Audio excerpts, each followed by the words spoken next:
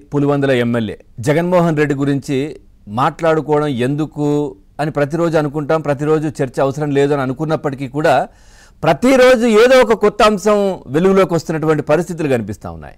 అంటే ఆ ప్రభుత్వ హయాంలో ఆ గత 5 సంవత్సరాల్లో జరిగినటువంటి విధ్వంసం కావచ్చు, అరాచకం కావచ్చు, ఒక్కొక్కటిగా బయటకు వస్తున్న పరిస్థితులు ఇంకా ఖచ్చితంగా ప్రతిరోజు మాట్లాడుకోవాల్సినటువంటి అవసరం ఏర్పడుతోంది. ఇక పూర్తిగా ఏం జరిగిందంటే ప్రజాధనాన్ని నీళ్లలా ఖర్చు చేసిన జగన్ సర్కార్ ప్రజల సొమ్మును తన అవసరాలకు వాడేసినటువంటి పరిస్థితి కనిపించింది. ఇక తాడేపల్లి ప్యాలెస్లో ఎలకలను పట్టడానికి ఓన్లీ ఎలకలను పట్టడానికి 1,34,00,000 రూపాయలను సీఎం హోదాలో తాడేపల్లిలోని సొంత ఇంటికి ఆయన ఖర్చు చేసినటువంటి పరిస్థితి కనిపించింది. ఇక క్యాంప్ ఆఫీస్గా మార్చుకుని రాజభోగాలు అనుభవించిన జగన్ కోట్లాది రూపాయల ప్రజాధనంతో సకల వసతులు కూడా దాంట్లో ఏర్పాటు చేసుకున్నారు. సచివాలయానికి వెళ్లకుండా వర్క్ ఫ్రమ్ హోమ్ సీఎంగా కూడా ఆయన పనిచేసి ఆ పేరు తెచ్చుకున్నటువంటి పరిస్థితి.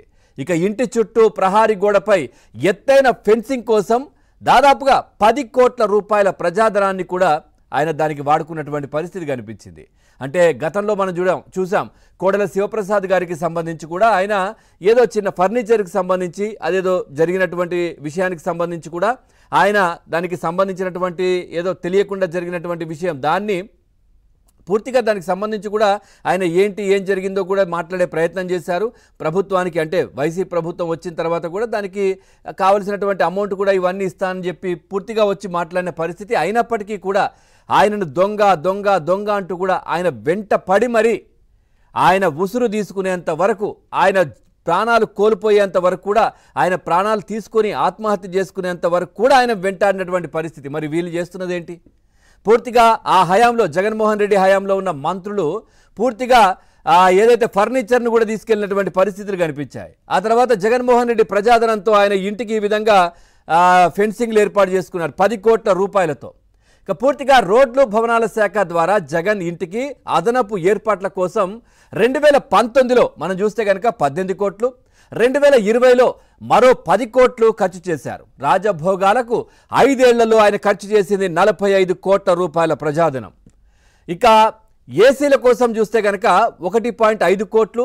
ఆలయాల సెట్టింగ్లు మనం చూసాం. ఆలయానికి సతీ సమేతంగా జగన్మోహన్ రెడ్డి వెళ్ళిన పరిస్థితి కనిపించలేదు. సో దానికి సంబంధించి సెట్టింగ్లు కూడా ఎంచుకున్నారు. దానికి ఆయన ఖర్చు చేసింది 1.45 కోట్లు. ఇక టేబుళ్ళు ఇతర ఫర్నిచర్కు 1.37 కోట్లు ఖర్చు చేశారు. ఒక్కొక్కటిగా బయటపడుతున్నటువంటి పరిస్థితి అయితే కనిపిస్తూ ఉంది తాడేపల్లి ప్యాలెస్కి సంబంధించి.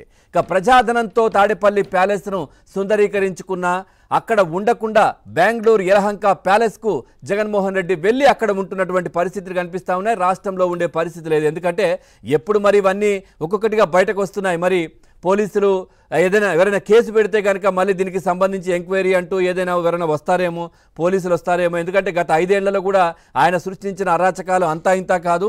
పూర్తిగా కూడా ఎంత ఇబ్బందులు పెట్టారో అందరికీ తెలిసిన విషయమే. మరి ఆయన అన్న భాషలోనే గతంలో చంద్రబాబు నాయుడు గారిని అన్నారు కదా, ఎత్తేశారు నేను లేనిక్కడ అని. మరి అదేవిధంగా ఆయనను కూడా ఎత్తేస్తారేమో అనే భయంతో మరి ఇక్కడ ఉండట్లేదా? అసలు ఎందుకు ఉండట్లేదు? ఈ ప్యాలెస్ వైపే, తాడేపల్లి ప్యాలెస్ వైపే ఎందుకు చూడలేకపోతున్నారు, ఎందుకు ఉండలేకపోతున్నారు అనేది మాత్రం ఒక $1 మిలియన్ ప్రశ్న. ఈ అంశానికి సంబంధించి మనం చర్చలోకి వెళ్దాం. చర్చలో పాల్గొంటున్నారు